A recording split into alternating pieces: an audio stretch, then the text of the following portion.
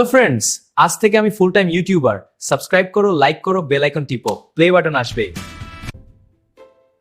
Wow, 3টা ঘিউ, মা বাবা আর আমি নিজে।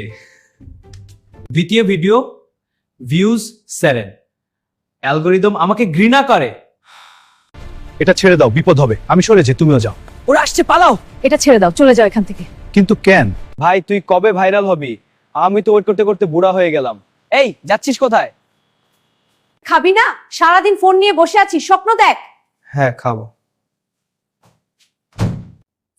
পড়াশোনা কর, চাকরি কর, ইউটিউব দিয়ে পেট চলবে না। তুই ফেল, প্লে বাটন শো থাক।